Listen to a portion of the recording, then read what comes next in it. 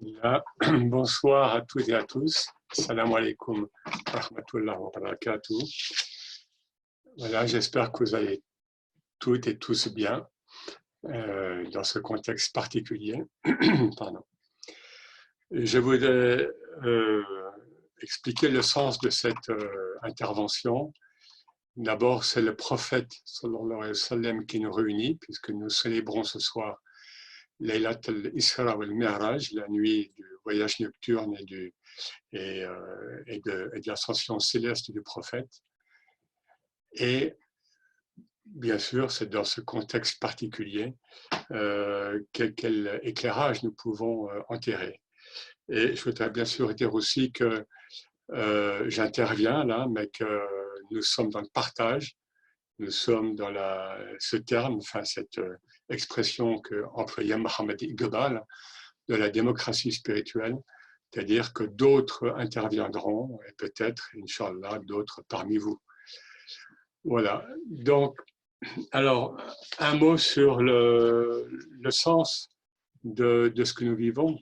Un mot, enfin, ou un aspect, ou quelques aspects. Bien sûr, vous savez que sur les réseaux et sur Internet circulent beaucoup de commentaires sur sur ce coronavirus. Bon, c'est un signe majeur. Pour ceux qui portent la foi, c'est un signe divin, évidemment.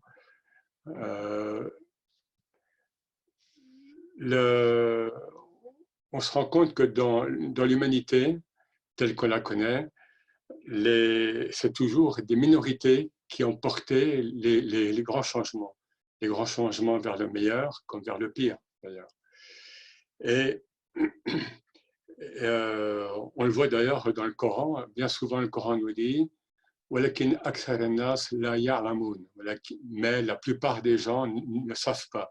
Ça revient plusieurs fois dans le Coran, c'est-à-dire que le Coran lui-même nous fait comprendre en miroir que les changements de conscience de l'humanité, encore une fois, vers le meilleur ou vers le pire, sont le fait de minorités agissantes. Or, il apparaît que ça ne suffit plus. Et on le voit d'ailleurs avec la relation initiatique traditionnelle de maître et disciple qui est en train de changer complètement.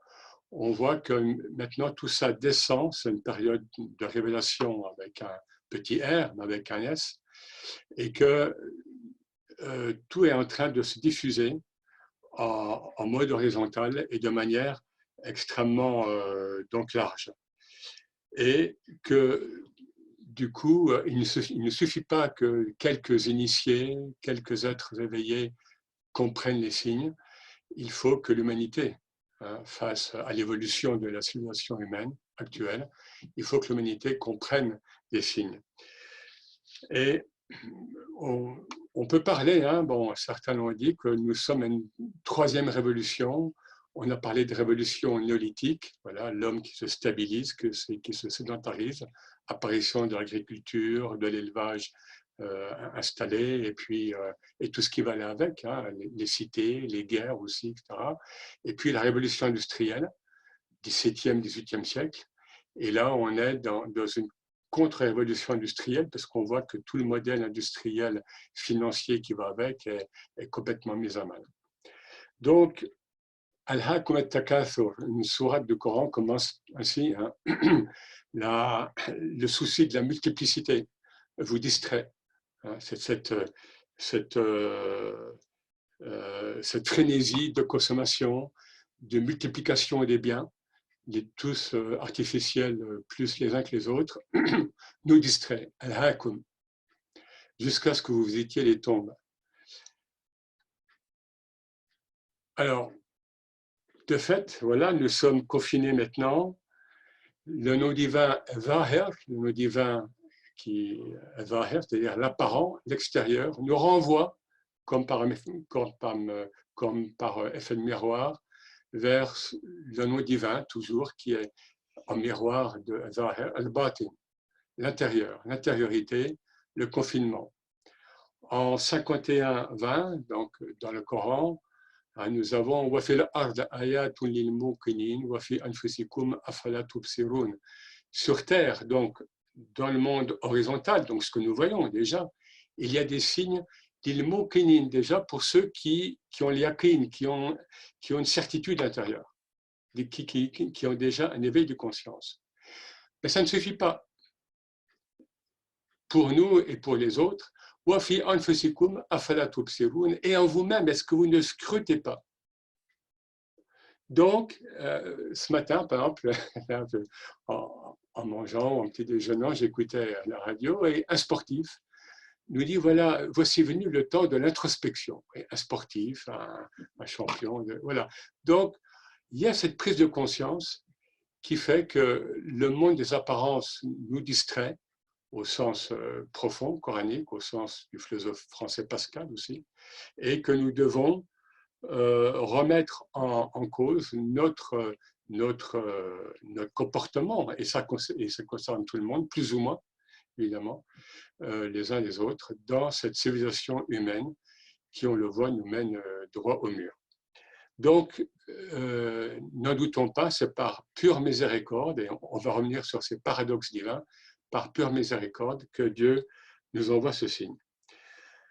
Nous vivons la fin d'un grand cycle, ça c'est évident. Bon, les hindous le disent depuis longtemps, l'islam l'annonce, c'est pas la fin du monde, c'est la fin d'un cycle, et c'est la fin d'un monde matériel, enfin, qui s'est reposé sur la matière. Et déjà, les soufis anciens nous ont prévenus, et les physiciens quantiques nous préviennent depuis les années 1920, 1930, que la matière n'est pas une fin en soi, hein, et que c'est ruh, que c'est l'esprit qui anime tout. Notre monde est modélisé, nous n'avons plus en vue bien souvent que cette horizontalité de la matière, alors que toutes les sociétés humaines, donc depuis des millénaires, jusqu'à il y a quelques décennies, ont toujours vécu le monde et leur conscience avec la spiritualité, la sphère psychique, notre psyché, et le monde matériel. Et tout ça, c'est quasiment atrophié depuis quelques décennies. Donc, c'est rien, quelques décennies. Et Dieu nous fait comprendre que là, nous faisons fausse route. Alors, comment comprendre ce qui se passe? Parce que, bon, là, c'est des paroles, mais pour moi, nous sommes réellement dans ce qu'il appelle en islam l'irajaz, c'est-à-dire notre impuissance à comprendre ce qui se passe réellement. Nous avons des signes, nous avons des explications matérielles, parfois spiritualistes, qui valent ce qu'elles valent. Nous avons, et là, on a une parole de Sayyidina Abu Bakr, le compagnon proche du prophète, que j'aime beaucoup, hein, El-Ajz, an el-Idrak. L'impuissance à percevoir, à comprendre, est en soi un mode de compréhension, de perception.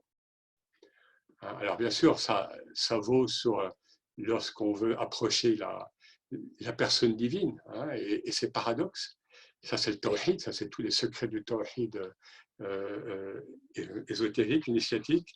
Mais je crois que nous vivons une époque justement où nous avons vu de plus en plus cette conjonction des contraires, ce paradoxe divin. Et j'en veux pour preuve une des hikmas de Ibn Atallah.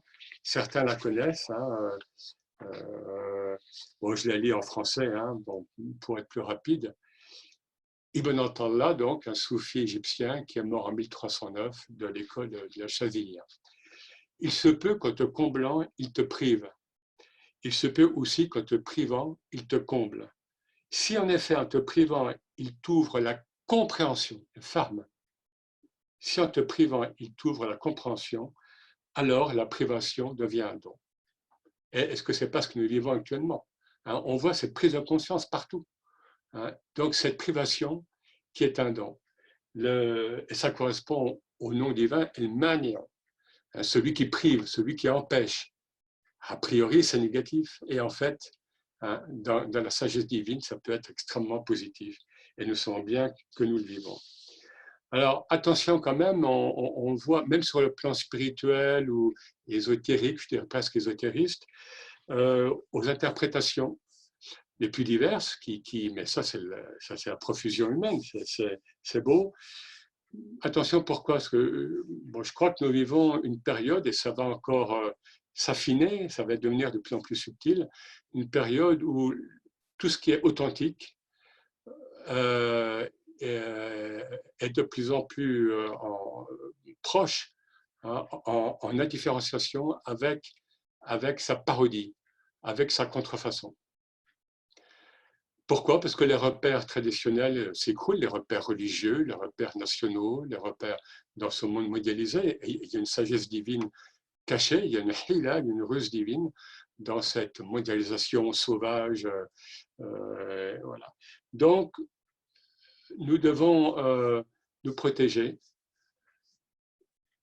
contre cette ambivalence, pas ambiguïté, mais l'ambivalence des messages divins qui se rapprochent, le prophète parlait de Qab de Zaman, il parlait de la contraction du temps à une certaine période, et là c'est très clair qu'on le vit de plus en plus, tout s'accélère, donc nous devons être vigilants, y compris lorsque nous sommes sensibles ou lorsque nous sommes dans le domaine spirituel, et dans le tasawwuf, dans le soufisme en particulier.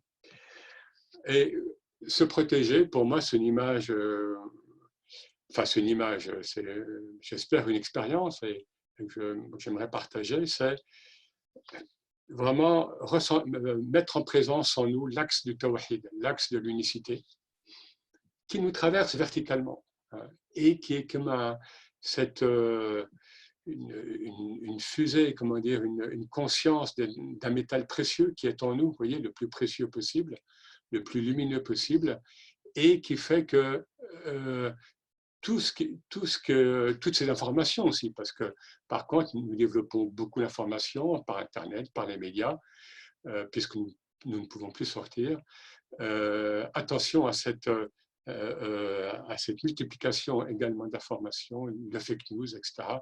Protégeons-nous en lui, dans cet axe d'unicité, et protégeons-nous de manière plus incarnée, de manière bon, peut-être plus proche, pour ceux qui peuvent y goûter, dans la présence prophétique. De la présence prophétique. Alors, bien sûr, justement, cette présence prophétique, donc je vous ai dit, ce soir, on célèbre l'Isra wal Mi'raj, cette nuit. Pourquoi la nuit? Alors, je vais prendre mes notes.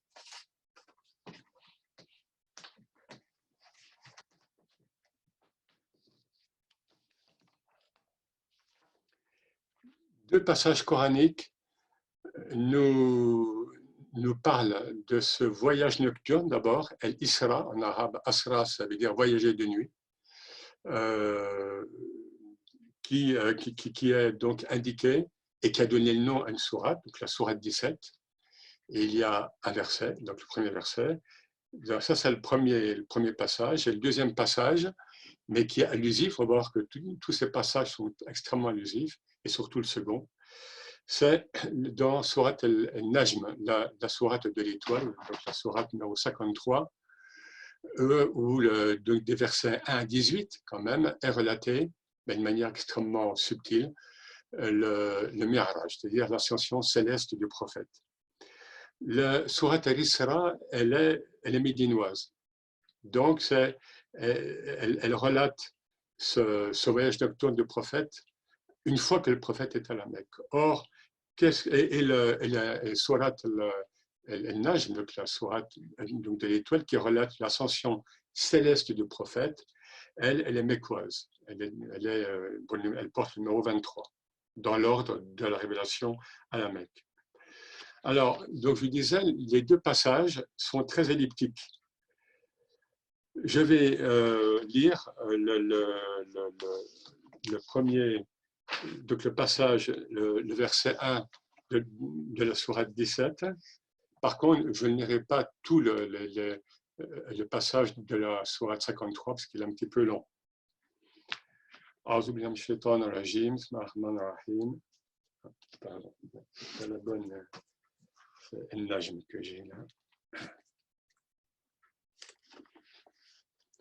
سبحان الذي أسرى بعبده ليلا من المسجد الحرام إلى المسجد الأقصى الذي باركنا حوله لنريه من آياتنا إنه هو السميع البصير.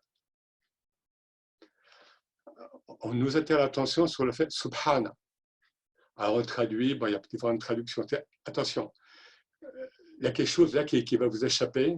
On peut traduire gloire à celui.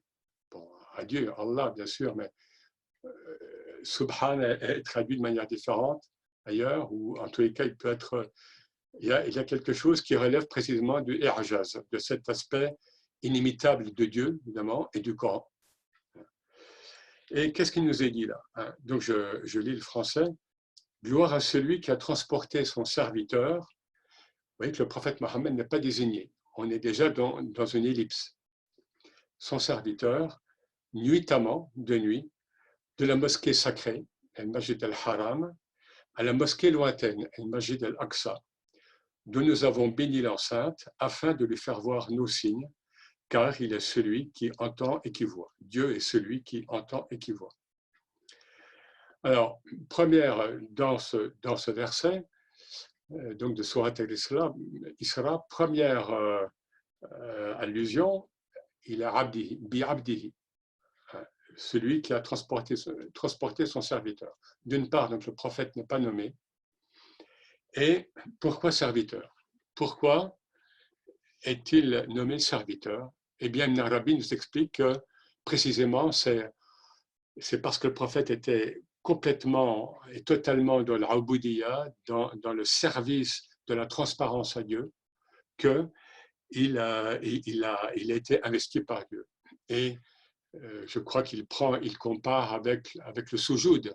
C'est lorsque nous sommes en prosternation, donc le plus bas, face contre terre, si on veut, que nous sommes le plus proche de Dieu, selon le hadith, selon la parole du prophète. Voilà. Donc, déjà, vous voyez, ce paradoxe, c'est ce pur serviteur, et c'est parce qu'il est transparent à Dieu qu'il va être amené à faire ce voyage et à faire cette ascension céleste, qu'il est le seul être humain dans la tradition islamique à avoir accompli, dans la proximité divine. Deuxième aspect donc elliptique encore, par rapport à donc, la sourate de l'étoile, c'est que le mot Mi'raj n'est pas mentionné. Dans le Coran, il y a El Ma'arij, mais ce n'est pas du tout en lien avec l'ascension céleste du prophète. Et que la racine arabe Araja, donc qui donne Mi'raj, n'est pas mentionnée dans ce passage. Alors, autres éléments, je vous donne un petit peu ce que dit la tradition islamique, et puis ce qu'on peut sentir nous. La nuit, pourquoi la nuit? Justement, la nuit ajoute à ce mystère. Et le Coran, Ibn Arabi nous dit qu'il n'y a pas un mot en plus dans le Coran ou en moins. Dieu, bien sûr, par sa sagesse, place les choses, les mots à leur juste place. Or, en arabe, on a donc, si je lis bien, on a donc gloire à celui qui a fait voyager de nuit son serviteur, nuitamment. Donc, il y aurait comme une répétition. Bon, alors, certains commentateurs nous disent, c'est pour les ta'kid, c'est pour confirmer. Alors, confirmer quoi? Peut-être la part de mystère, la nuit qui enveloppe son prophète qui va monter, la nuit qui protège l'intimité, finalement, de l'expérience prophétique avec Dieu. Alors, par contre, je le dis d'emblée, la tradition islamique a pris le relais. Et elle, autant le Coran est économe, il est bien souvent, il est essentiel, autant, évidemment, les hommes ont besoin, ils ont besoin donc, de remplir les vides, si je puis dire, d'ajouter. Et donc, nous avons ce qu'on appelle donc le Qissat el-Mi'raj, donc la relation du voyage céleste, qui est relatée dans plusieurs versions, mais surtout la version de Ibn Abbas, Abdallah Ibn Abbas, cousin du prophète et proche compagnon, et que j'ai là, en arabe, bien sûr. Et là, on a beaucoup de descriptions, on a beaucoup de merveilleux. Le merveilleux au sens spirituel, au sens... voilà, donc il y a ce contraste entre cette essentialité du Coran, cette épuration, Et puis l'homme, dès que, ça y est, dès que le Coran est révélé, le prophète vit ça, eh bien les hommes vont... et c'est vrai qu'on a aussi beaucoup de hadiths. Le prophète a beaucoup parlé. Suyuti rapporte tout le hadith dans lequel le prophète a évoqué, mais de manière là aussi discrète. Hein. Le prophète était discret parce qu'il ne voulait pas être pris, il voulait pas être trop sujet de vénération. Donc il était discret sur cette expérience, mais il l'a rapporté. Alors,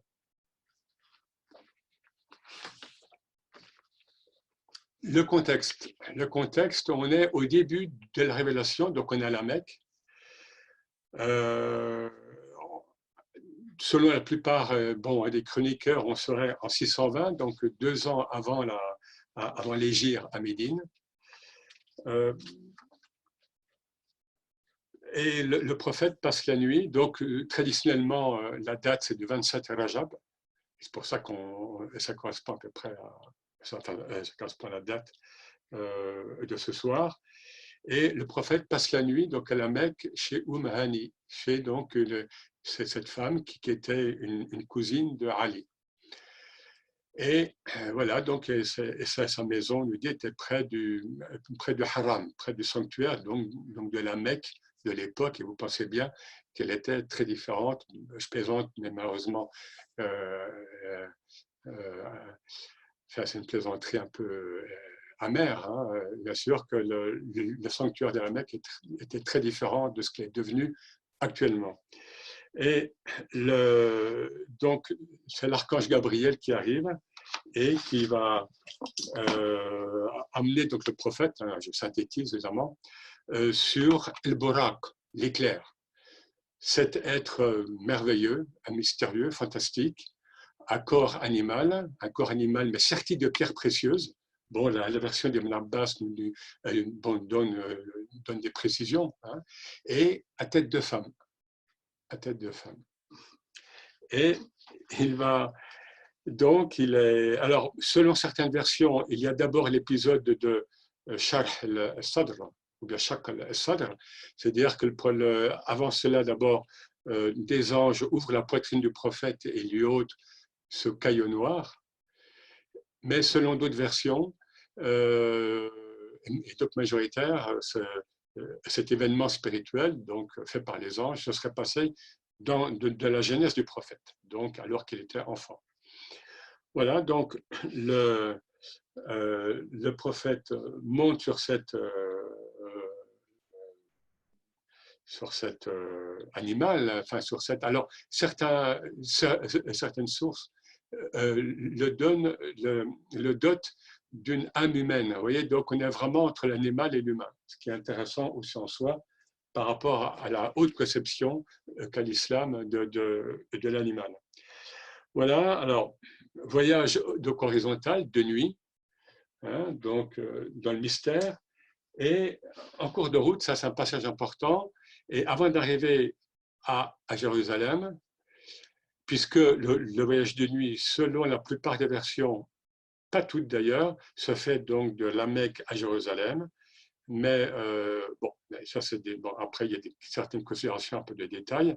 Avant d'arriver donc à Jérusalem, Gabriel demande au prophète, l'archange Jibril demande au prophète de choisir entre 3 liquides, de boire entre 3 liquides, le lait, le vin et l'eau.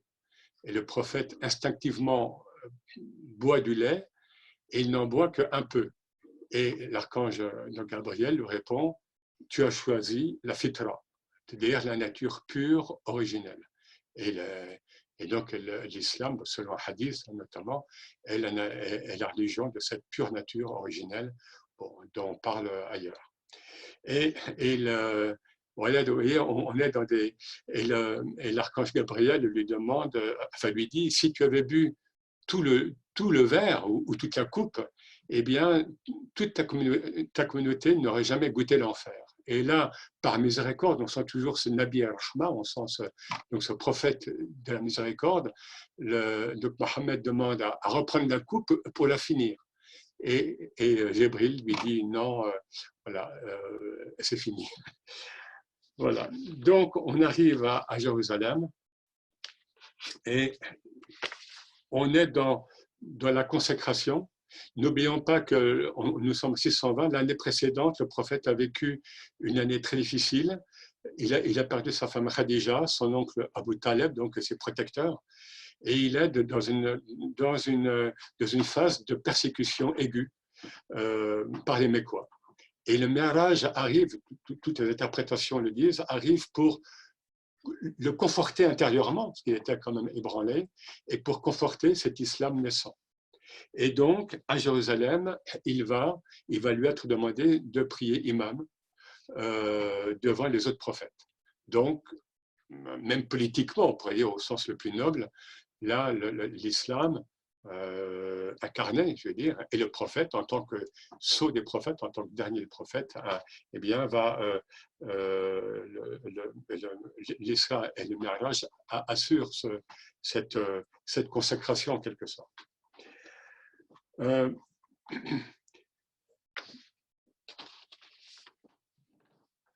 Alors, peut-être on peut... qu'est-ce qui se passe donc dans cette ascension céleste qui se fait, bon là je vous laisse le merveilleux, vous trouvez des traductions hein, donc de ces traditions. Le prophète, toujours avec Jibril, traverse 7 cieux. Alors chaque ciel est décrit par le prophète. Alors chaque ciel est occupé, vous le savez, si je puis dire, est consacré par un prophète. Je ne sais plus si j'ai les noms là. Voilà, Adam se trouve dans le premier ciel, Yahya, Jean et Jésus dans le deuxième, Joseph dans le troisième, Idriss dans le quatrième, Haroun dans le cinquième, Moussa, Moïse dans le sixième et Abraham dans le septième.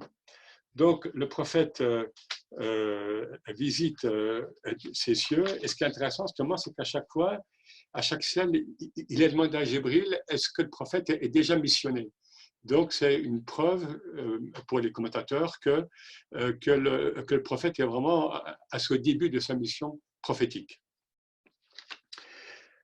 Puis le prophète arrive donc après le 7e ciel, il arrive, je schématise toujours, il arrive au Sidrat al-Muntaha, au lotus de la limite, et là, l'archange Gabriel le laisse, le quitte, et l'être mohammedien continue son chemin plus près de Dieu. Donc là, c'est la limite, ce jujubier donc de la limite, el muntaha, c'est-à-dire du plus lointain que peut atteindre le plus haut état que peut atteindre l'état humain. Et bien là, ou même créaturel, il s'achève là. Or, le prophète, lui, continue. Et c'est là, on en arrive à la sourate elle-même, donc El Najm, qui est très elliptique. Je l'ai là, oui. Bon, je vais lire rapidement, je regarde le temps. Oui. Elle est très elliptique en français. Il faut faire des choix d'ailleurs parce que les sujets, et selon les commentateurs eux-mêmes, hein, les sujets, et selon les savants musulmans, qui parle, qui agit, on ne sait pas toujours. Est-ce que parfois, on ne sait pas si c'est Dieu, si c'est l'archange Gabriel ou bien si c'est le prophète. Donc là, je lis en français. Par l'étoile quand elle décline, votre compagnon n'a ni dévié ni été séduit, et il ne s'exprime pas sous l'effet de l'inclination ou de la passion. Ce n'est qu'une inspiration qui est inspirée, ou ce n'est qu'une révélation. Le redoutable en puissance l'a instruit, doué de pénétration. Il se tenait ainsi en équilibre alors qu'il était à l'horizon suprême. Puis il s'approcha très près, alors il évolua en descente suspensive. Il se trouva alors à la distance de 2 arcs au plus près. Il inspira à son serviteur ce qu'il inspira. L'intime du cœur n'a pas menti sur ce qu'il a vu. Alors le contestez-vous sur ce qu'il voit? Et il l'a déjà vu lors d'une autre descente auprès du lotus, ou bien jujubier, de la limite. Auprès de lui est le jardin de refuge, À l'instant où le lotus enveloppait ce qui enveloppait, le regard ne dévia ni ne dépassa les limites. Il a certes vu certains des signes les plus éminents de son Seigneur. Là, je reprends en partie la traduction de Maurice Gloton, mais je regarde aussi celle de Penaud. Voilà. Moi, ce que je retiens là, Soulé, c'est que, voilà, bon, je reprends rapidement. Par l'étoile, quand elle décline, votre compagnon, là, c'est le prophète. Hein, alors, cette sourate a été révélée après le Mi'raj. On le sait, puis on le voit parce que le Coran parle au passé. Votre compagnon donc n'a ni dévié ni été séduit, parce que lorsqu'il est revenu après le Mi'raj, et lorsqu'il est revenu donc à la Mecque, il était beaucoup critiqué, y compris, enfin, même des compagnons étaient dans le doute. Et certains d'entre vous savent que Sayyidina Abu Bakr a reçu son nom Siddiq à cette occasion, c'est-à-dire celui qui a complètement prêté foi, entièrement foi à ce qu'a vécu le prophète, parce que lorsqu'il a demandé est-ce que tu crois ce qu'a vécu le prophète, il l'a dit, donc oui, donc il a dit, bon, ben, c'est qu'il l'a fait. Et le prophète, lors de son voyage aller et son voyage retour, voit, et surtout lors du voyage retour, il voit des caravanes. Il décrit, lorsqu'il est arrivé à la Mecque, il décrit précisément même des chameaux et la caravane qui vient donc du nord et qui va arriver à la Mecque, et laquelle caravane va arriver quelques jours après. Et voilà, donc c'est-à-dire il devait prouver qu'il avait vécu quelque chose d'authentique. Encore une fois, on est dans les débuts de l'islam et certains parmi les compagnons étaient prouvés, et bien sûr les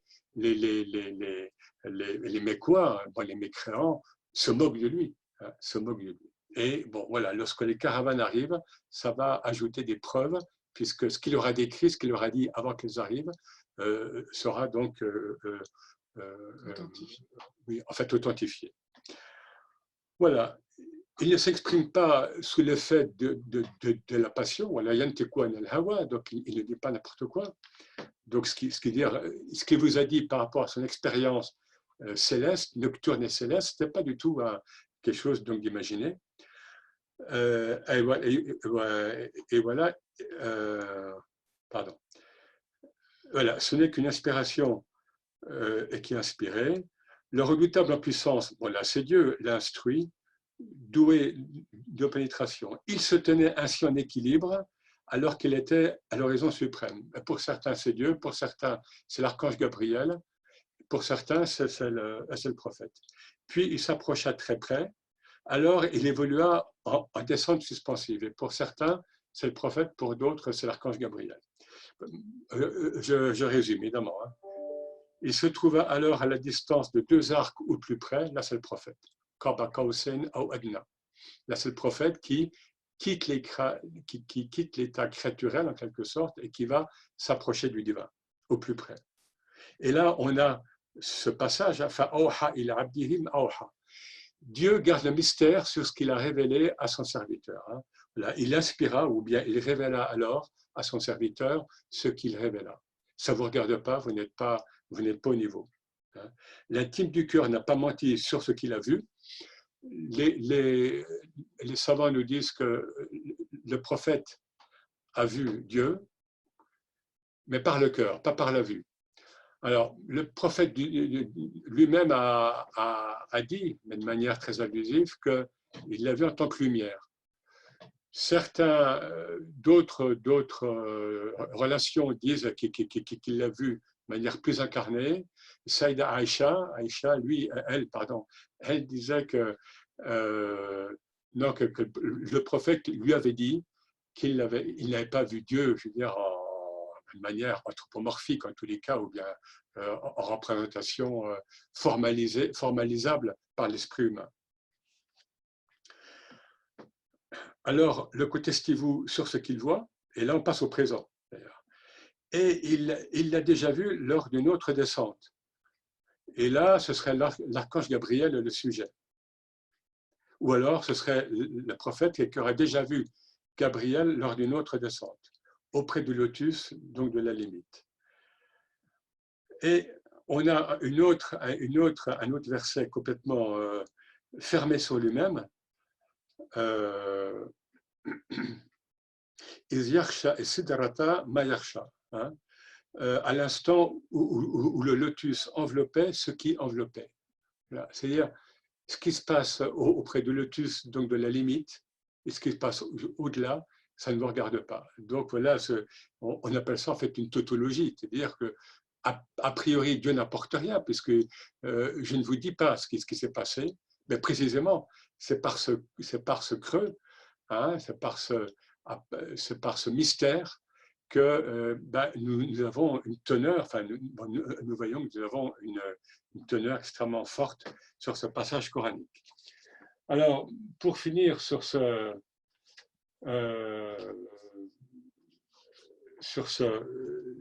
épisode, bon, de manière très brève, évidemment, un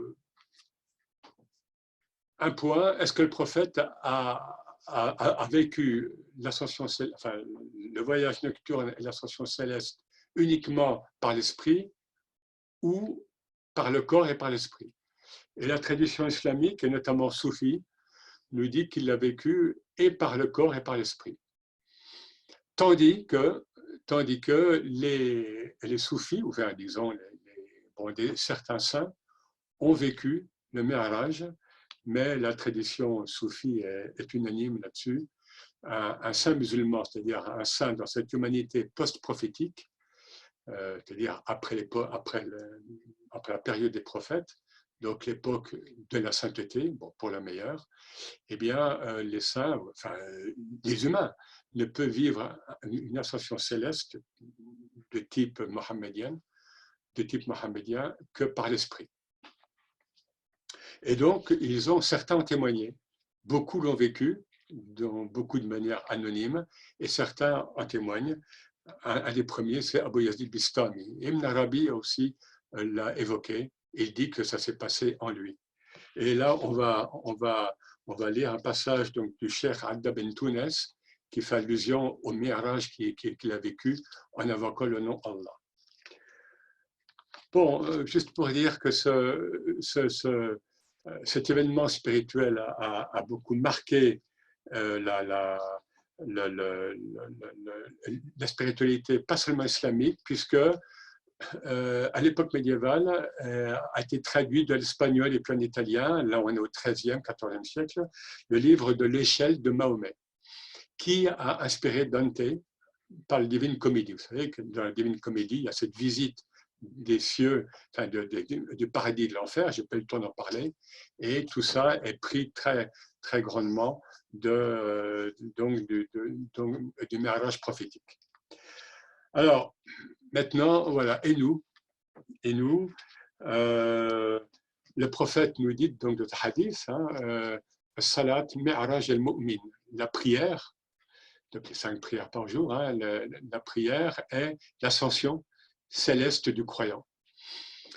Donc, ne nous fermons pas à cette expérience, chacun à son niveau, puisque un humain l'a vécu, bien sûr, ce n'est pas un humain ordinaire, évidemment, mais c'est un humain quand même. Le Coran nous montre cette humanité donc du prophète, bien souvent, mais en même temps, il nous montre ce caractère, non pas suprahumain, mais cet humain qui est tellement transparent à l'être divin qu'il est précisément complètement investi par le divin. Ce qui m'amène à présenter un petit peu les poèmes que nous allons chanter. Voilà. Le premier, c'est Sallallahu alayhi wa sallam. C'est un poème donc, du Cheikh Alaoui, donc je pense que vous avez eu les textes, où là, très clairement, c'est Nour al-Mohammedi, la lumière mohammedienne, qui est mis en relief. Là, je vais prendre rapidement quelques passages de la traduction. Ô envoyé d'Allah, tu es la lumière originelle.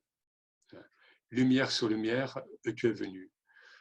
Un peu plus bas, on a « Et le cosmos ne s'est révélé que lorsque ta présence l'a sublimé ». Un peu plus bas, on a, toujours dans ce poème, « Tu étais avant que ne soit l'univers, certes tu étais, prééternité ne faisant qu'un. Donc, ce thème de Nour Mohammedi, qu'on retrouve, bon ça vous pouvez le trouver dans des livres expliqués, le prophète a fait allusion à cette primauté de cette antériorité, la précédence de son existence métaphysique, avant qu'il soit incarné comme dernier prophète. Et aussi, on est dans un paradoxe apparent. Le prophète, non pas l'être physique arabe du 7e siècle, mais la réalité mohammedienne, qui est bien sûr toujours vivante, eh bien, elle est la première, elle est même selon certains hadiths qudsi, selon certains commentaires, le mobile de la création. Nous avons un hadith qudsi, laolak ma khalaqna la flak, n'eût été toi, sans toi, nous n'aurions pas créé le cosmos. Hadith qudsi validé par certains savants. Donc, cette réalité mohammedienne, métaphysique, qui va s'incarner dans tous les prophètes et qui va finalement aboutir à sa perfection ultime lorsque le prophète Mohammed arrive sur terre dans l'ordre physique, cette fois. Voilà, donc c'est le thème de Nour Mohammedi. Le deuxième poème, dont je vous l'ai dit, c'est un passage du Diwan, c'est un poème de Cheikh Adda Ben Tounes, donc le successeur de Cheikh Alaoui, Ahmad Saganem, et qui nous montre comment il vit, comment il visualise aussi le nom Allah, hein, ce nom Allah que l'on pratique beaucoup, notamment lors des retraites spirituelles. Et voilà, il nous dit dans le deuxième vers, hein, il nous dit ce nom, le nom Allah, est mon burak, est ma monture spirituelle. Lorsque je le veux, il me fait parvenir au but. Il est mon ascension, mi'araji. Lorsque je désire m'élever au lotus, il a sidra. Voilà, donc comment, vous voyez, avec deux vers, hein, voilà, le Sharadda fait cette allusion. Qu'est-ce qu'en ont vécu ces saints, ces femmes et ces hommes? Eh bien, ça reste souvent dans le monde du mystère. Et qu'est-ce que nous pouvons vivre, nous, les uns les autres? Ne nous fermons pas, encore une fois, à cette dimension. Et le troisième poème, eh bien, ça rejoint notre condition physique, mais pas la condition métaphysique. Hein, c'est Safat al-Nazara, un autre poème donc, tiré du Diwan du Cheikh Alaoui. Donc les regards limpides et le regard, hein, esquisse de la présence. Safat al-Nazara, Tabat al-Hadara. Tabat al-Hadara, donc ça peut être la présence divine, la présence prophétique, mais c'est aussi le zikr. Hein. La présence, c'est c'est-à-dire la séance de zikr. Eh bien, nous sommes physiquement, matériellement séparés, mais nous allons, et c'est pour ça que nous avons choisi ce poème, nous sommes spirituellement, peut-être plus que jamais, peut-être plus que si nous étions réunis dans un même espace physique, métaphysiquement, spirituellement, nous sommes réunis, paradoxalement, de manière encore plus proche. Et donc, c'est pour ça que nous avons voulu chanter ce poème qui célèbre ce qu'on peut vivre lors des réunions traditionnellement en mode présentiel, physique, donc l'essence du zikr, où on se tient tous, on est là, on a chaud parce que l'émotion monte, les corps bougent, etc. Et là, on va le vivre par Internet, qui est une grâce divine lorsqu'on veut positiver les choses. Voilà, je vous remercie. Je crois que c'est ce que j'avais à dire. J'ai peut-être été un peu long. Et donc, c'est ça qui est présent. À bientôt, Inch'Allah.